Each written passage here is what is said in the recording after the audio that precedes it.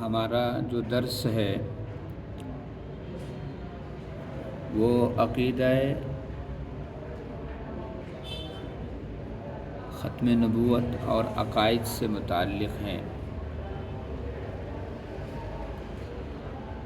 گزشتہ کئی کتابوں سے ہم نے اور مختلف اکابر علماء کرام کے اقوال سے ہم نے سمجھا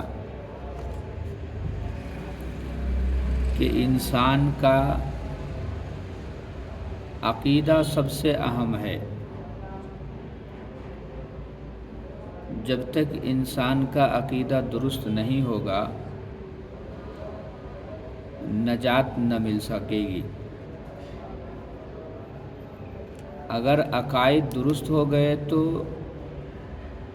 بندہ اپنے گناہوں سے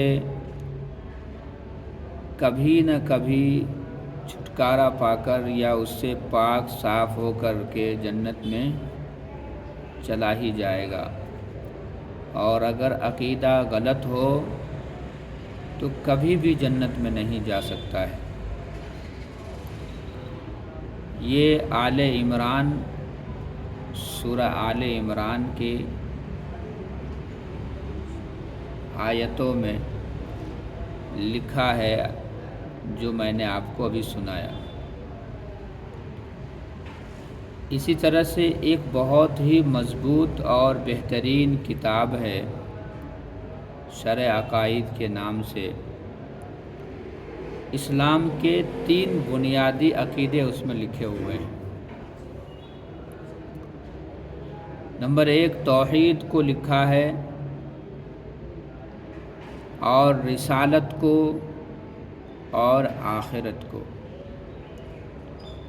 مگر ان سب کی اصل رسالت ہے، کیونکہ اللہ تعالیٰ کی صحیح معرفت اور آخرت کی تفصیل ہمیں نبی اکرم صلی اللہ علیہ وسلم کی معرفت ہی سے حاصل ہوئی ہے۔ توحید کہتے ہیں اللہ کی وحدانیت بیان کرنے کو، اور رسالت جو رسول اللہ صلی اللہ علیہ وسلم سے تعلق رکھتا ہے، یعنی آپ نبی ہیں تو کیسے نبی ہیں، آخری یا اور بھی کوئی آنے والے؟ تو ہمارا عقیدہ اللہ کے نبی آخری نبی ہیں، آپ کے بعد کوئی نبی نہیں آ سکتا ہے۔ تیسری چیز بیان کیا گیا آخرت کے بارے میں، تو یہ آخرت بھی ہمارے ایمان کا ایک حصہ ہے۔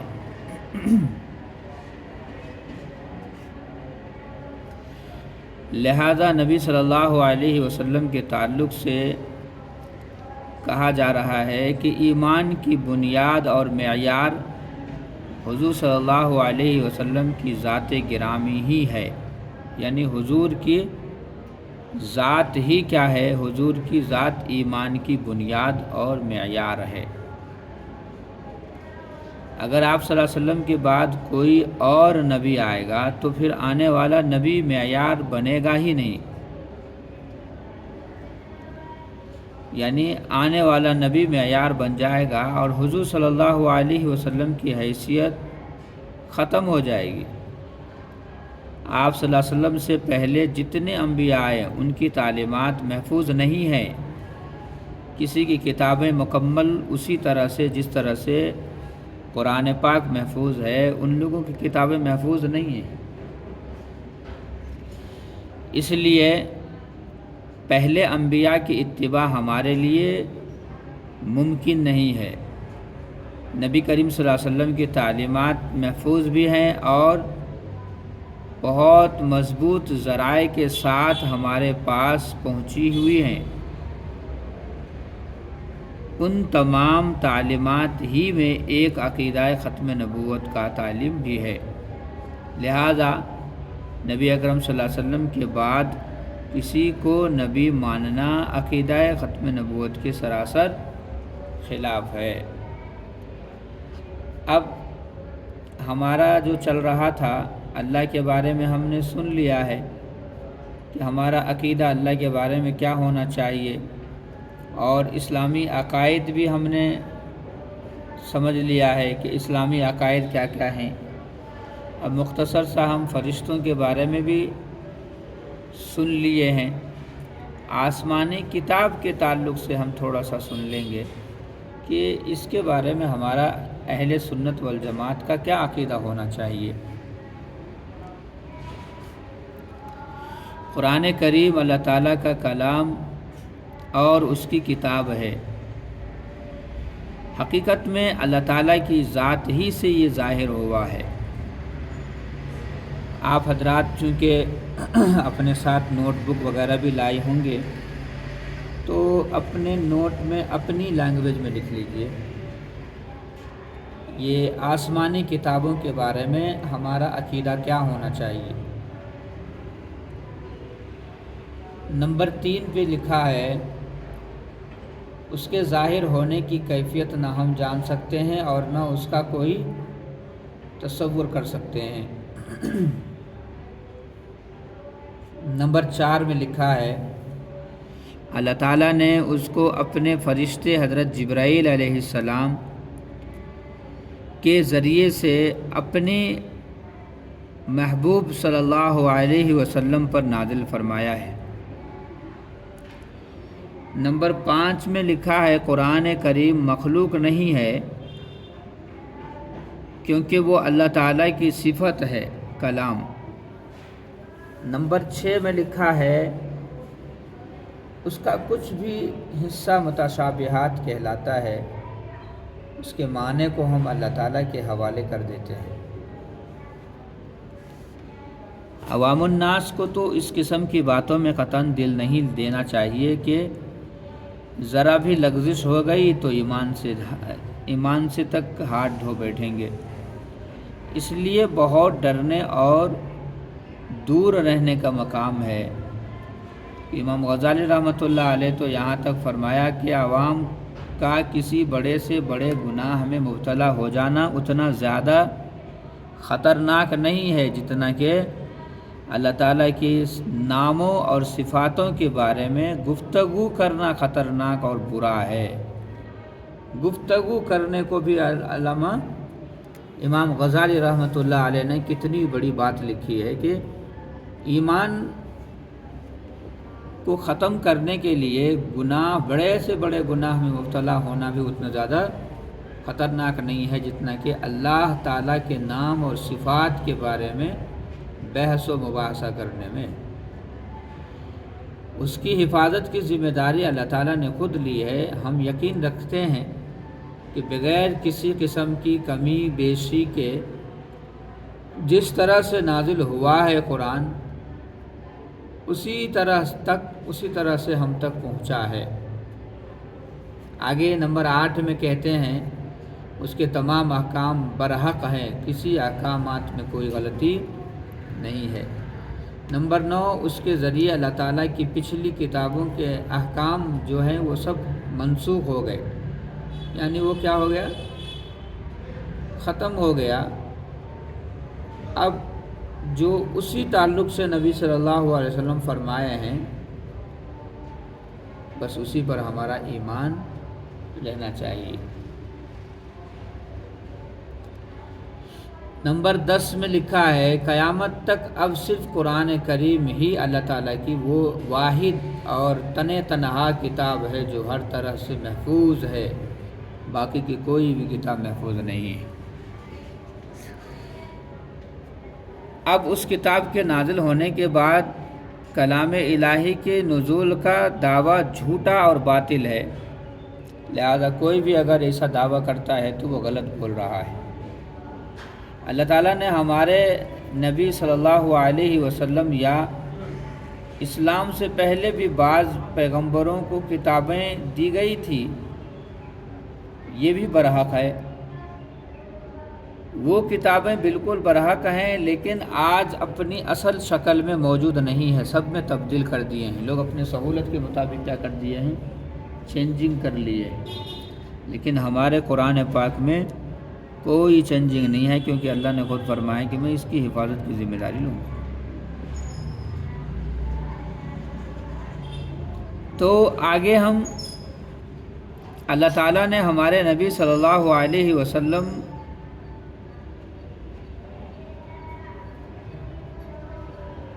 اسلام سے پہلے بھی بعض پیغمبروں کو کتابیں دی گئی تھی۔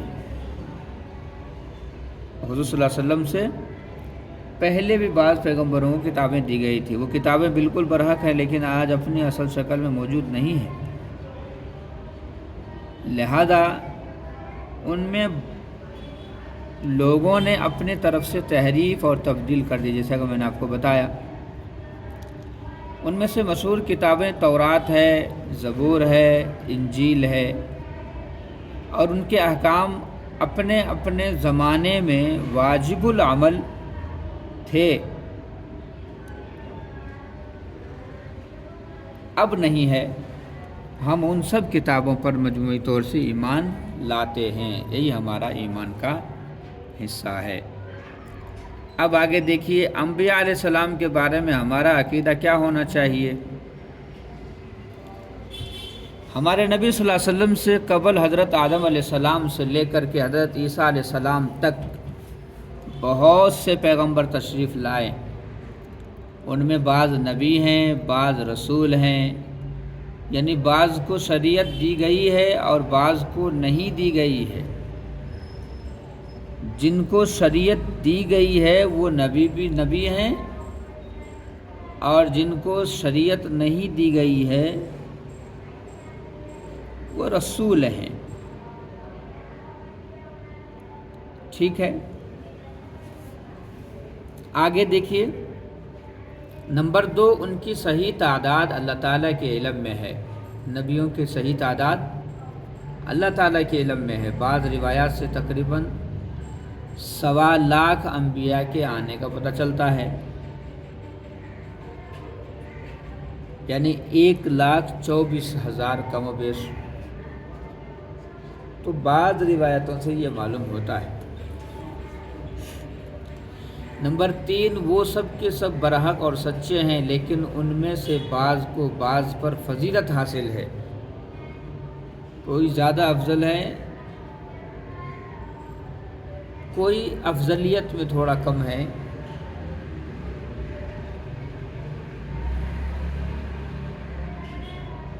بہرحال تو وہ سب کے سب کیا ہیں؟ برحق ہیں، بعض کو بعض پر فضیلت حاصل ہے، اور نبی صلی اللہ علیہ وسلم تو سب سے افضل ہیں۔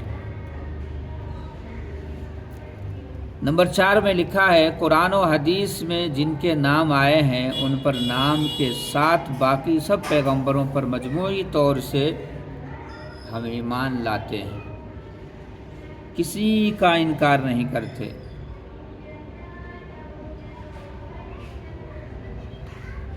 اس کے بعد حضرت محمد صلی اللہ علیہ وسلم کے سب سے افضل اور آخری رسول ہونے کا ہمارا ایمان ہے۔ نمبر 6 میں لکھا ہے کہ نیک لوگوں کے امام ہیں اور انبیاء علیہ السلام والمرسلین کے سردار ہیں۔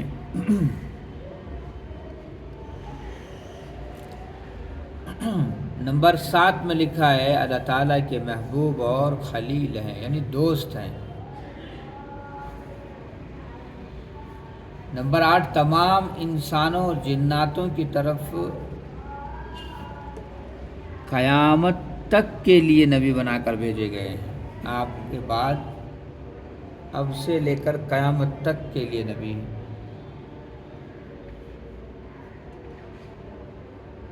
ٹھیک،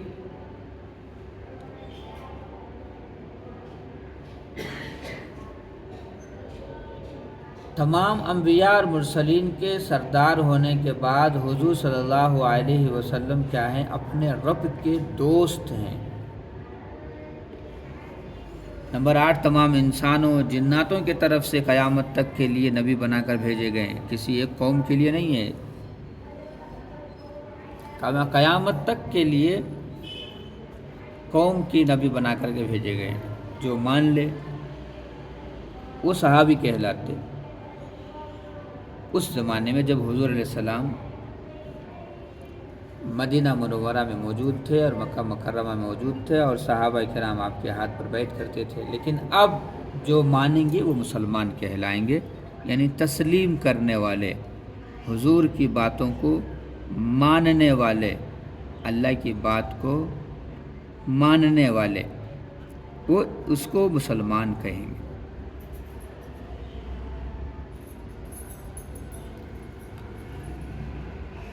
آگے اللہ تعالیٰ کے بعد اس کی مخلوق میں سب سے افضل ہیں، اللہ کے بعد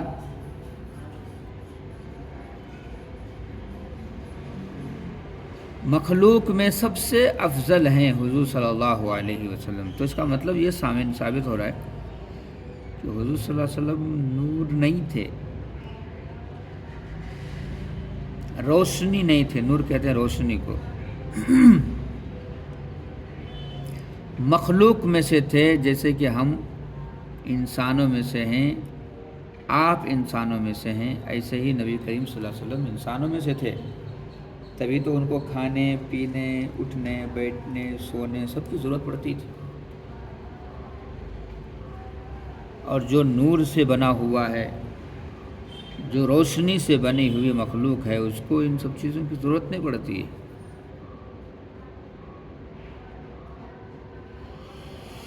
ٹھیک ہے، اب آگے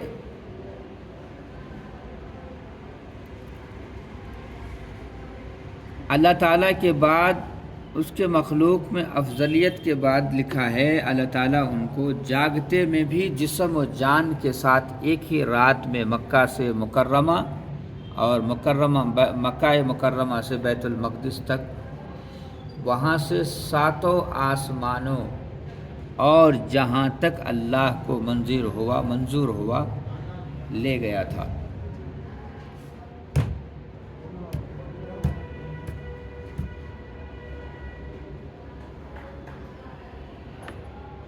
اور جنت و دوزخ اور بہت سی نشانیاں، اپنی نشانیوں کی سیر کرائی تھی، اس کو معراج کہتے ہیں۔ اللہ تعالیٰ نے ان کے ہاتھوں اس کے علاوہ بہت سی ایسی باتیں ظاہر کرائیں جو اور مخلوق سے نہیں ہو سکتی تھی۔ سمجھیے، اب آگے کہتے ہیں کہ اللہ تعالیٰ ان کے ہاتھوں اس کے علاوہ بہت سی ایسی باتیں ظاہر کرائیں جو اور مخلوق سے نہیں ہو سکتی، انہیں معجزات کہتے ہیں۔ جو بھی ایسی چیزیں ظاہر کرائی جو کسی اور سے ہونا آسان نہیں ہے یا نہیں ہو سکتا ہے، بالکل ہی نہیں، تو اسے معجزات کہتے ہیں۔ سب سے بڑا معجزہ قرآن پاک کا معجزہ ہے۔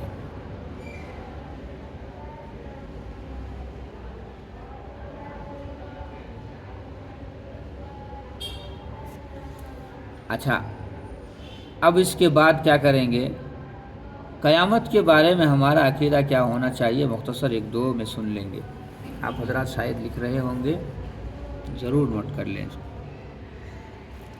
قیامت کا قائم ہونا یقینی ہے، مرنا سب کو ہے، یہ تو سب کو معلوم ہے، لیکن اس کا صحیح وقت اللہ تعالیٰ کے علاوہ کسی کو نہیں معلوم ہے۔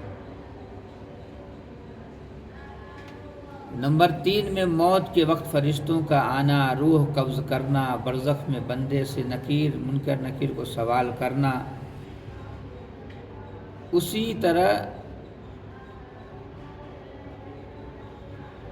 طرح قبر میں راحت یا عذاب کا ہو جانا، یہ بھی یقینی ہے۔ ٹھیک ہے، اب مرنے کے بعد دوبارہ اٹھایا جائے، حساب کتاب لیا جانا، اعمال کا تولا جانا، پل صراط پر سے گزرنا وغیرہ وغیرہ، یہ تمام چیزیں سچی ہیں اور یقیناً ہونے والی ہے۔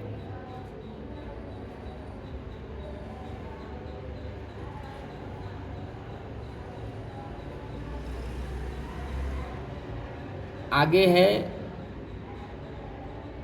جنت اور اس کے بے مثال نعمتیں، اسی طرح سے دوزخ اور اس کے بے پناہ عذابات بالکل برحق ہیں۔ جنت دوزخ دونوں پیدا ہو چکے ہیں، اور کبھی نہ ختم ہونے والی ہے۔ جنتیوں کے لیے مرنے کے بعد اللہ تعالیٰ کا دیدار برحق ہے، یعنی حضور نے کیا فرمایا کہ اس کے بعد امت کو اللہ خود اپنا دیدار کرائیں گے۔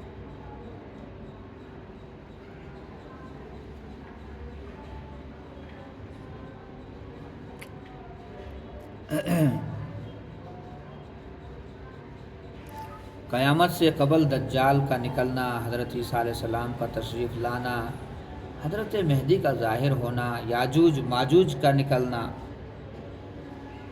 پورے عالم میں فساد پھیلائے گا یاجوج ماجوج۔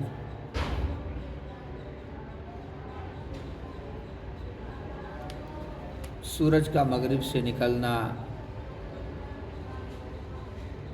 یہ تمام وغیرہ وغیرہ جو آئندہ انشاءاللہ قیامت کے قریب کی بڑی نشانیوں میں سے تذکرہ آئے گا، وہ سب کے سب کیا ہیں؟ صحیح ہیں، برحق ہیں، ہمارا اس پر ایمان ہے۔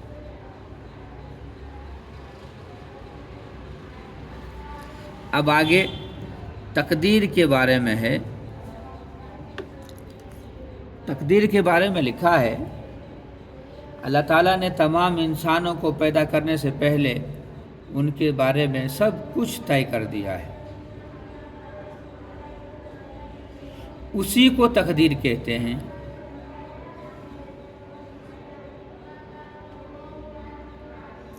جیسے کہ مثال کے طور پر ایک آدمی کوئی چیز بنایا ہے اور اس کے اندر بہت سارے فیچرز رکھ رہا ہے، جیسے موبائل ہی ہے تو اسے بھی کسی نے بنایا ہے اور اس میں بہت سارے طریقے فیچرز وغیرہ رکھنا چاہ رہے ہیں، تو یہ بنانے سے پہلے ہی بندہ کیا کرے گا؟ اپنی ٹیم کے ساتھ بیٹھ کر کے ڈسکس کرتا ہے،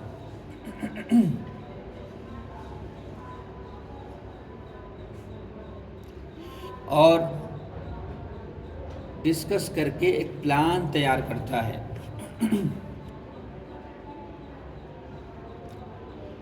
اس پلان کے مطابق چونکہ پہلے ہی اس کی بکلیٹ تیار ہو جاتی ہے، اب اس کے بعد اس پر کام شروع ہوتا ہے۔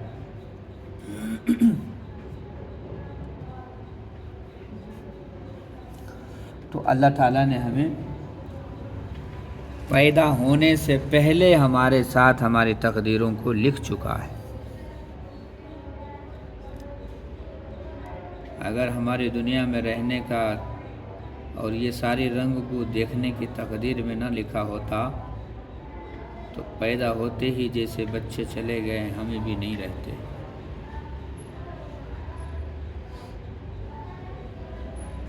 تو اس لیے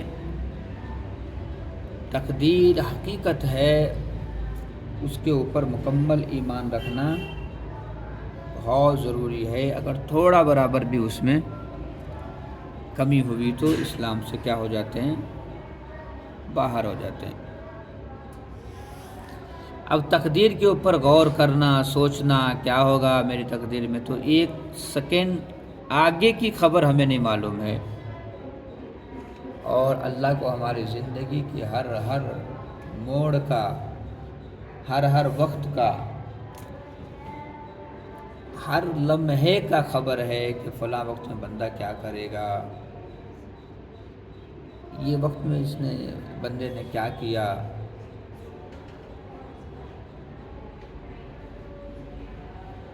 ٹھیک ہے، تو یہ سب کی خبر اللہ تعالیٰ کے۔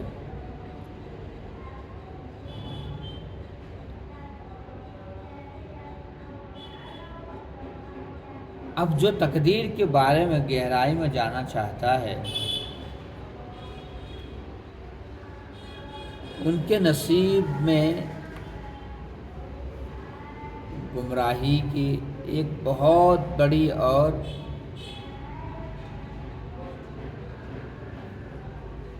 ملمت ساز دنیا موجود ہے۔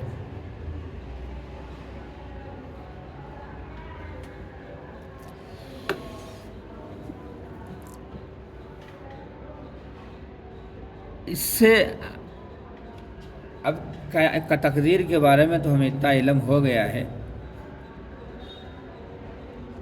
اب انشاءاللہ ہم لوگ جو ہے تھوڑا اور جلدی آگے بڑھتے ہیں۔ صحابہ کرام کے بارے میں ہمارا عقیدہ کیا رہنا چاہیے تھا اور کیا عقیدہ ہے؟ وہ سب کے سب حضور کے سچے جانسار اور فرمانبردار تھے، ساتھی تھے۔ صحابہ کہتے ہی ان کو ہیں جو حضور علیہ السلام کو اپنی نگاہوں سے دیکھا ہو اور حضور کے ہاتھ پر کلمہ پڑھ کر کے اسلام قبول کیا ہو اور حضور علیہ الصلوۃ والسلام کی زندگی میں ہو، یہ صحابہ کہلاتے ہیں کہ جو حضور کو دیکھے ہو، کلمہ پڑھے ہو آپ کے ہاتھ پر اور آپ کے زمانے میں موجود ہوں۔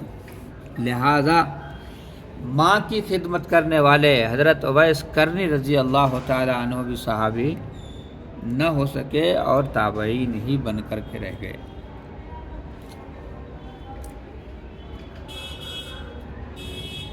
ٹھیک ہے، اب صحابہ کے بارے میں تھوڑا برابر بھی بولنا ہمارے ایمان کو خطرہ ہے۔ اللہ کے نبی علیہ السلام نے کیا فرمایا؟ الصحابی کالنجوم، میرے صحابہ ستاروں کے مانند ہے، کسی ایک کے نقش قدم پر چلو گے تو ہدایت پر آ جاؤ گے۔ اب بہت سارے لوگ صحابہ کے بارے میں بہت ساری باتیں کرتے ہیں، ان میں سے اس وقت میں جو ہے انجینئر مرزا کے نام سے ایک فتنہ چل رہا ہے سوشل میڈیا کے اوپر۔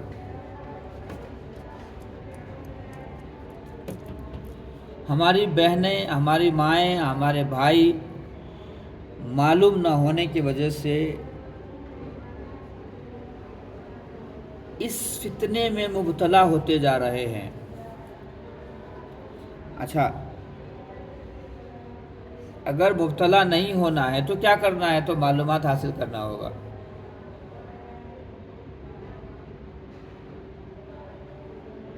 اور معلومات حاصل کرنے سے پہلے ہم ان فتنوں سے بچنا بہت ہمارے لیے مشکل ہوگا، کیونکہ یہ سوشل میڈیا سے آج ہر ایک کے ہاتھ میں سوشل میڈیا موبائل ہے۔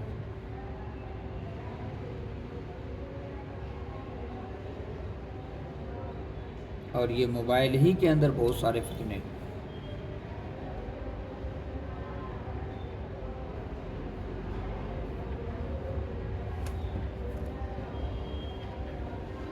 آگے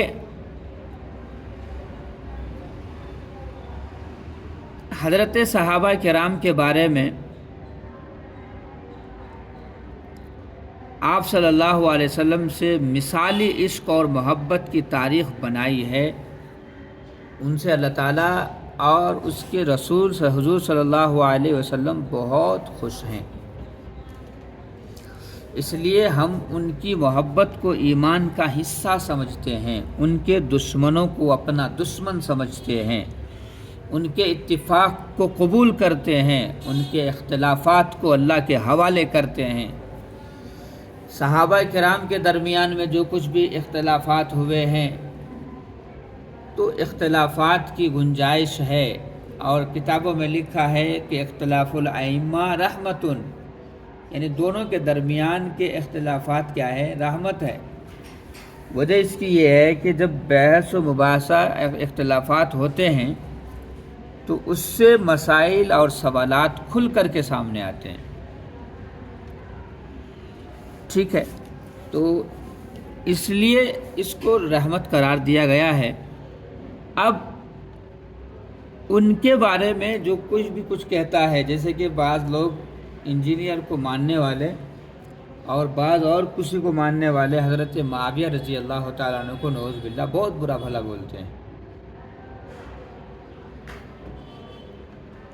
حضرت معاویہ رضی اللہ تعالیٰ عنہ کے بارے میں بہت ساری باتیں کرتے ہیں کہ حضرت معاویہ نعوذ باللہ جنگ صفین وغیرہ یہ کیے تھے، اور وہ بھی حضرت علی سے ہوا تھا۔ اس کی حقیقت سمجھنے کے لیے مکمل طریقے پر حضرت صحابہ کرام کی زندگی کو پڑھنا ہوگا۔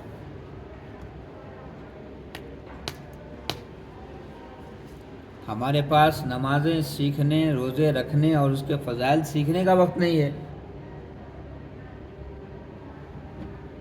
ہم ان کی زندگی کو کہاں سے سیکھ پڑھ پا رہے ہیں؟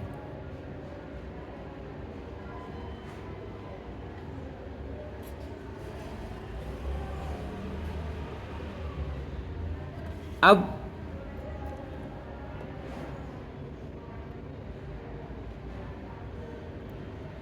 حضرت امیر معاویہ رضی اللہ تعالیٰ عنہ کے درمیان جو بھی ہوا، یا پھر حضرت معاویہ رضی اللہ تعالیٰ عنہ کے بارے میں نعوذ باللہ انجینئر کہتا ہے کہ وہ بدعتی تھے، یعنی اللہ اس سے راضی نہیں ہوئے، یہ بہت غلط اور ایمان سوز فتنہ ہے۔ صحابہ کے بارے میں سوچنا بھی غلط ہے۔ اگر ولو بالفرض اللہ نہ کرے یہ آدمی جس طریقے سے کہہ رہے ہیں، تو ان کو یوں کہا جائے کہ تم اگر صحابہ کرام میں حضرت امیر معاویہ رضی اللہ تعالیٰ عنہ کو اس طرح سے لقب دے رہے ہو اور بدعتی کہہ رہے ہو کہ اللہ راضی نہیں تھے، تو پھر اللہ تعالیٰ کے پاس پہنچ کر کے معلوم کیا تم نے، یا اپنے طرف سے کہہ رہے ہو؟ اور یقیناً یہ اپنے طرف سے کہہ رہے ہیں، کیونکہ اللہ تعالیٰ نے قرآن پاک میں خود نازل فرمایا کہ میں ان سے راضی ہوں، میں ان سے راضی ہوں، یہ مجھ سے راضی ہیں۔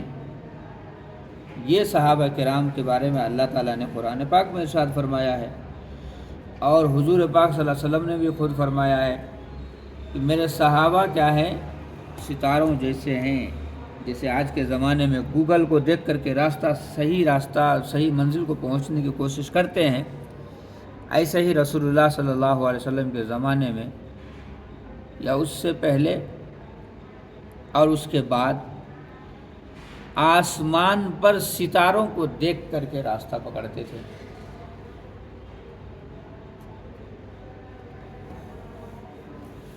تو ایسے ہی اللہ تعالیٰ کے نبی صلی اللہ علیہ وسلم نے اپنے ساتھی کی مثال دی ہے۔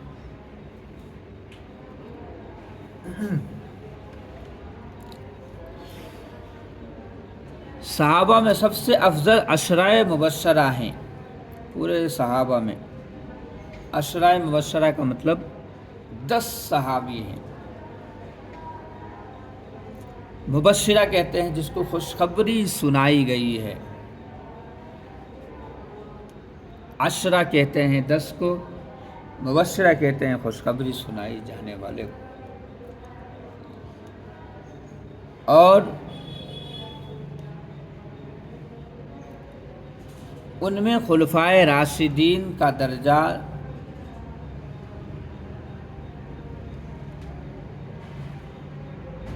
ان میں، یعنی عشرۂ مبشرہ میں خلفائے راشدین کا درجہ سب سے زیادہ ہے، اور خلفائے راشدین میں سب سے بڑا مقام نبیوں کے بعد ابو بکر، عمر، عثمان اور علی رضی اللہ تعالیٰ عنہ کو حاصل ہے۔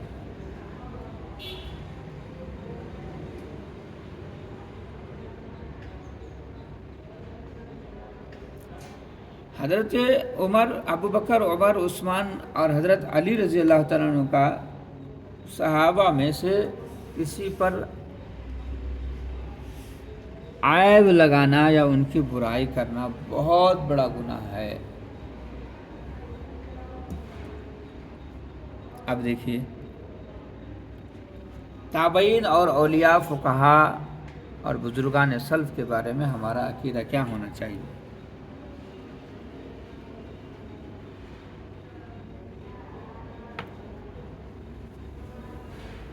لکھا ہے وہ سب اللہ تعالیٰ کے دوست اور دین کے لیے مخلصانہ محنت کرنے والے تھے۔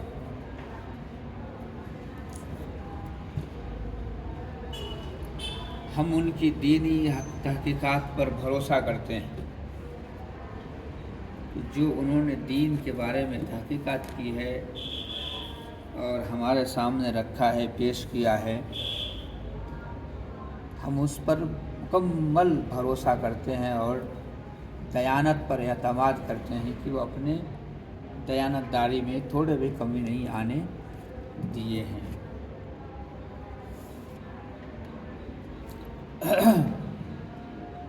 اچھا، تابعین کہتے کس کو ہیں؟ یہ بھی سوال ہو سکتا ہے آپ سے۔ تابعین کہتے ہیں کہ وہ جو صحابہ کرام کو اپنی زندگی میں ایمان کی حالت میں دیکھا ہو،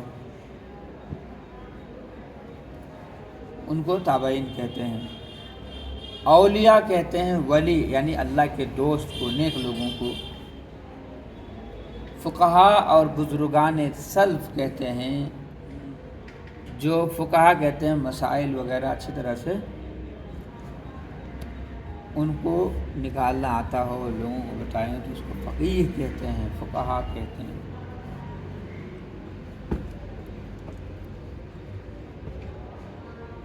اور بزرگان سلف کے بارے میں، بزرگان سلف کہتے ہیں جو ہمارے سے پہلے اکابرین اللہ والے نبی کے علاوہ گزر چکے ہیں، ان کو کیا کہتے ہیں؟ سلف کہتے ہیں۔ وہ سب اللہ کے دوست، دین کے مخلصانہ محنت کرنے والے تھے۔ ہم ان کی دینی تحقیقات پر بھروسہ کرتے ہیں، دیانت پر اعتماد کرتے ہیں، ان کی بات خلاف شرع ہو نہیں سکتی، اور اگر ہو گئی تو ہم قبول نہیں کرتے ہیں۔ یہ کن کے بارے میں ہے؟ تابعین، اولیاء، فقہاء اور بزرگان سلف کے بارے میں۔ ٹھیک،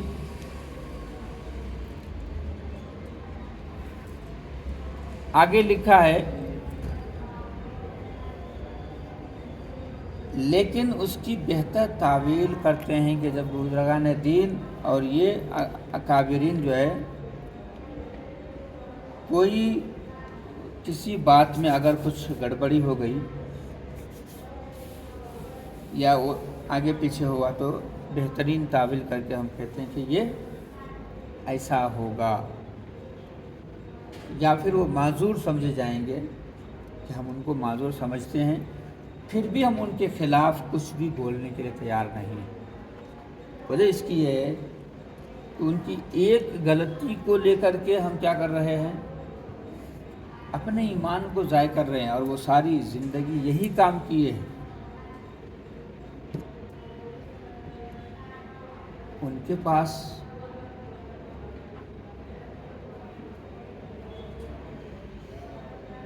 یہ ساری چیزوں کا خزانہ ہوتا ہے کہ کون سی چیز اور کون سے مقام کو کہاں یہ کرنا ہے، انتخاب کرنا۔ آگے لکھے ہیں کہ ان کا درجہ انبیاء اور صحابہ کے درجے سے کم ہے، یہ بھی ہمارا ایمان ہے۔ ان کی کرامات کو ہم برحق سمجھتے ہیں۔ اب آگے دیکھیے کیا ہے، قیامت اور اس کی علامت کے سلسلے میں ہمارا عقیدہ۔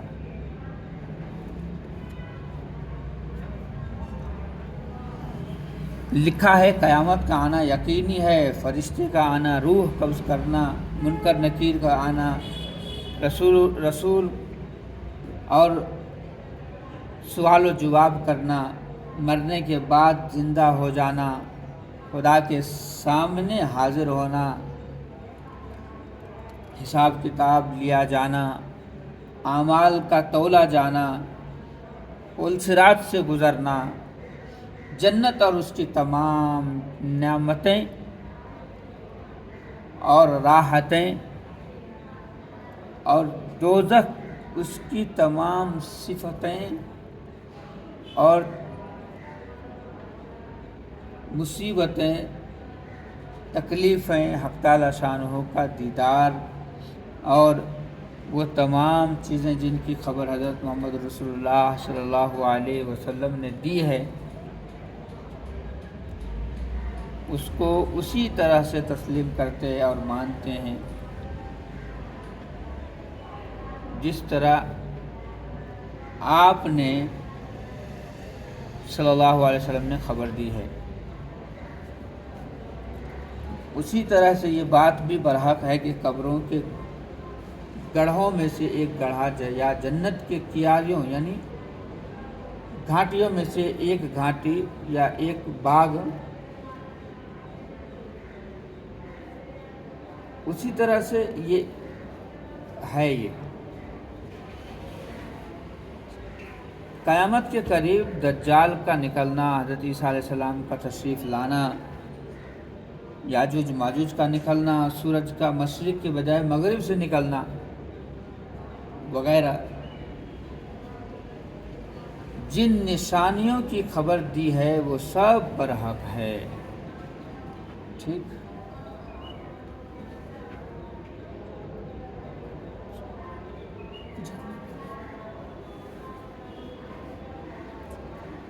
آگے جو ہے اہل سنت والجماعت کے بارے میں ہمارا کیا عقیدہ ہونا چاہیے اس کو بولے۔ اب تک بہت ساری چیزیں ہمارے سامنے آ چکی ہے اور صرف جو ہے ہمارے پاس 15 منٹ باقی ہے۔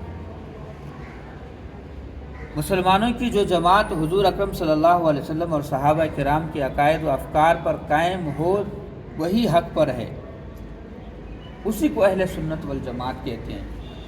حضور پاک صلی اللہ علیہ وسلم نے کہا کہ ما انا علیہ و اصحابی، جس پر میں ہوں اور میرے صحابہ ہیں وہی حق پر ہیں، اور اہل سنت بھی اسی کو کہتے ہیں۔ کیا مطلب ہے میں جس پر ہوں اور میرے صحابہ جس پر ہیں؟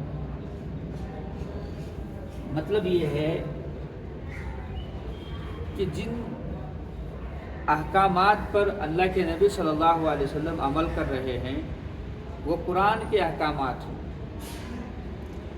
اور جن احکامات پر نبی اکرم صلی اللہ علیہ وسلم عمل کر رہے ہیں وہ قرآن کے ہیں، اور جن پر صحابہ کرام عمل کر رہے ہیں وہ رسول اللہ صلی اللہ علیہ وسلم کی احادیث ہیں۔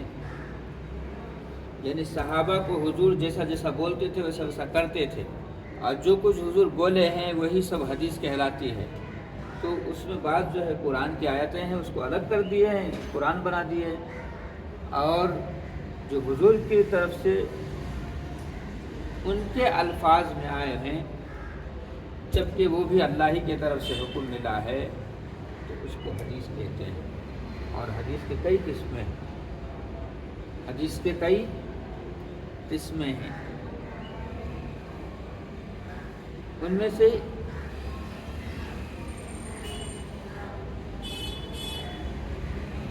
بعض حدیث ایسی ہیں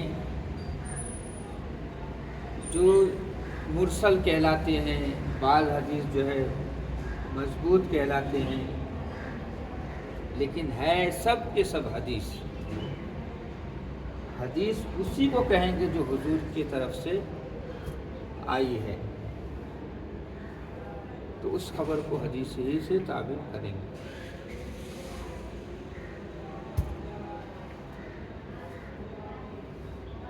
اب آگے جو ہے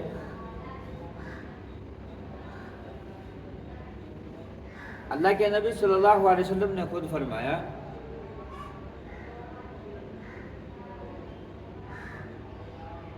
قیامت کے قریب میں ایسے بہت سارے فتنے جنم لیں گے،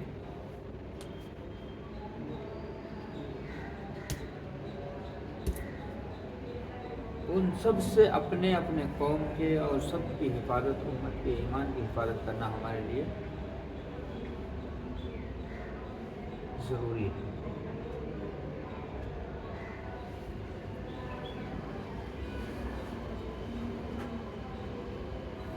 اب اہل سنت والجماعت کے تعلق سے اتنا تو ہمیں معلوم ہو گیا ہے،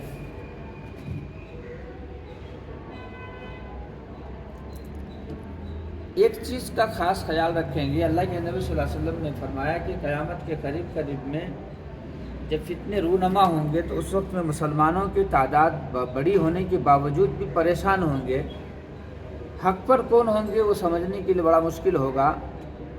تو صحابہ نے جب پوچھا تو اللہ کے نبی نے فرمایا جس طرف میرے امت کے علماء کی کثیر تعداد ہوگی وہی حق پر ہوں گے۔ سمجھے؟ اور وہی نجات پانے والی جماعت ہوگی۔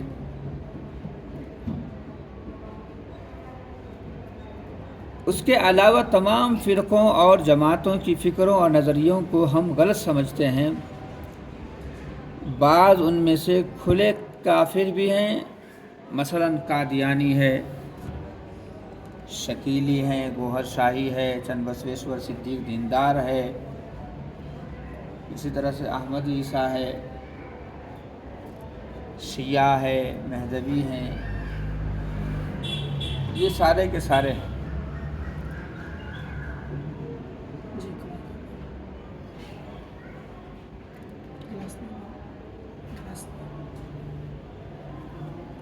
ٹھیک ہے، تو اب یہ یہاں تک ہمارا جو ہے الحمدللہ آج کا درس عقیدے سے متعلق کہ کن کے ساتھ میں ہمارا کیا عقیدہ ہونا چاہیے یہ تو سمجھ میں آ گیا۔ ایک چیز کا اور بتا دیتا ہوں، عقیدہ ختم نبوت کا مطلب یعنی عقیدہ ختم نبوت یہ ہمارے لیے بہت اہم اور ضروری عقیدہ ہے۔ عقیدہ ختم نبوت کا مطلب یہ ہے کہ اللہ تعالیٰ نے جہاں پوری جہان کی ہدایت کے لیے جن انبیاء علیہ الصلاۃ والسلام کو بھیجا ہے، آپ صلی اللہ علیہ وسلم ان سب میں آخری نبی ہیں، اور آپ صلی اللہ علیہ وسلم کا نام، آپ صلی اللہ علیہ وسلم کا دین، آپ صلی اللہ علیہ وسلم کی تعلیمات زندہ ہیں اور زندہ رہے گی۔ آپ صلی اللہ علیہ وسلم پر نازل ہونے والا قرآن ہر جگہ موجود، اور آپ کی شریعت کو سمجھانے والے ہر جگہ موجود، تو پھر کسی نئے نبی کی ضرورت کیا ہے؟ تو اس لیے قیامت تک آنے والے انسانوں کے نبی حضرت محمد الرسول اللہ صلی اللہ علیہ وسلم ہی ہیں۔ سب کی نجات آپ صلی اللہ علیہ وسلم پر ایمان لانے پر ہی ہو سکتا ہے، ورنہ تو جو حضور پر ایمان نہیں لایا کہ وہ آپ نبی بھی ہیں اور آخری نبی بھی ہیں، لاسٹ پروفیٹ بھی ہیں، آپ کے بعد کوئی نبی نہیں آ سکتا ہے۔ اگر یہ ایمان نہیں ہے تو ایمان ہمارا کیا ہے؟ مضبوط نہیں ہے، یعنی ہے ہی نہیں، ایمان میں ہی نہیں رہیں گے۔ عقیدہ ختم نبوت کی اہمیت کا اس کے بارے میں لکھا ہے کہ انسان کا عقیدہ سب سے کیا ہے؟ بلند تر ہے، جو ابھی ہم نے آپ کو سنایا ہے پورے۔ اس کے مفہوم عام فہم دلیل ہے۔ اگر آپ صلی اللہ علیہ وسلم کے بعد کوئی نیا نبی آتا تو اذان، نماز اور جہاں جہاں محمد صلی اللہ علیہ وسلم کا نام مبارک ہے اس جگہ نئے آنے والے نبی کا نام ہوتا، مگر ایسا نہیں ہے۔ قیامت تک محمد صلی اللہ علیہ وسلم کا نام مبارک اسی طرح سے باقی رہے گا جس طرح سے شروع کیا گیا ابتدا سے۔ لہذا اب قیامت تک کوئی نیا نبی پیغمبر نہیں آنے والا ہے۔ حضرت عیسیٰ علیہ السلام قیامت کے قریب میں آئیں گے، مگر نبی بن کر کے نہیں، بلکہ ہمارے نبی محمد صلی اللہ علیہ وسلم کے ایک جانشین بن کر کے آئیں گے، امت بن کے آئیں گے۔ اور قرآن پاک کے تقریباً 100 آیات میں اللہ کے نبی کو آخری نبی ہونے کا اعلان کیا گیا ہے، اور حدیث پاک میں تقریباً 200 سے زیادہ احادیث میں اللہ کے نبی کو آخری نبی ہونے کا بتایا گیا ہے۔ تو یہ ہمارا عقیدہ ہے حضرت محمد رسول اللہ صلی اللہ علیہ وسلم کے تعلق سے۔ آپ آخری نبی ہیں، آپ کے بعد کوئی نیا نبی نہیں آ سکتا ہے۔ البتہ ایک بات تھوڑا غور سے سنیں گے کہ حضرت عیسیٰ علیہ السلام جب آئیں گے تو وہ پرانے نبی تو ہوں گے، لیکن ان کی نبوت ختم بھی نہیں ہوگی، منسوخ بھی نہیں ہوگی۔ نبوت کے حد تک وہ جسم میں باقی رہیں گے وہ، لیکن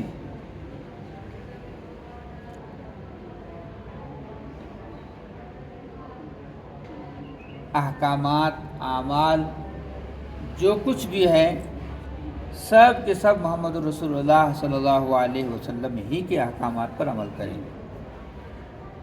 ٹھیک ہے، اب اجماع کے بارے میں کیا ہے؟ اجماع کیا کہتے ہیں اس بارے میں؟ یعنی پوری امت کا اس پر کیسے اتفاق ہے، ان کا کیا خیال ہے؟ لکھا ہے صحابہ کا اجماع حجت قطعیہ ہے، یعنی یہ صحابہ کرام جو آپس میں بیٹھ کر کے مسئلہ یہ کرتے ہیں اور جو انہوں نے فیصلہ کیا ہے وہ ہمارے لیے دلیل قطعی ہے، مضبوط دلیل ہے اور اس کا اتباع کرنا فرض ہے۔ صحابہ کا سب سے پہلا اجماع مسئلہ ختم نبوت پر ہوا ہے۔ علامہ سید محمود آلوسی رحمۃ اللہ علیہ اپنے تفسیر روح المعانی میں اسی طرح کے اجماع کو نقل کرتے ہوئے لکھتے ہیں، جس کا ترجمہ یہ ہے کہ آپ صلی اللہ علیہ وسلم کا خاتم النبیین ہونا ان مسائل میں سے ہے جن پر قرآن مجید نے تصریح فرما دی ہے، صاف کر دیا ہے، اور احادیث نبویہ اس کو واضح کر کے وضاحت کے ساتھ بیان کرتی ہے۔ تمام امت کا اس پر اجماع ہے، لہذا ختم نبوت کو نہ ماننے والے اور انکار کرنے والے یہ مسلمان ہو نہیں سکتا۔ ٹھیک، چلیے اب تک تو ہم نے یہ سنا ہے، اب 9 منٹ ہمارے پاس باقی ہے۔ ان 9 منٹ کے اندر جو ہے ہم اس چیز کو شروع کرنے جا رہے ہیں جو جس مقصد سے ہم لوگ کیا ہوئے ہیں، بیٹھے ہیں۔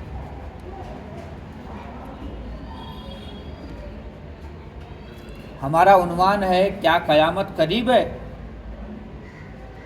اب قیامت کسے کہتے ہیں؟ قیامت کا معنی کیا ہے؟ قیامت کب آئے گی؟ قیامت کس کے اوپر آئے گی؟ ان سب کے بارے میں اللہ کے نبی صلی اللہ علیہ وسلم نے ہمیں سب کچھ بتا کے آسان کر دیا ہے سب کچھ سمجھنا۔ حضرت جبرائیل علیہ السلام اللہ کے نبی کے پاس آئے، کہنے لگے یا رسول اللہ قیامت کب آئے گی؟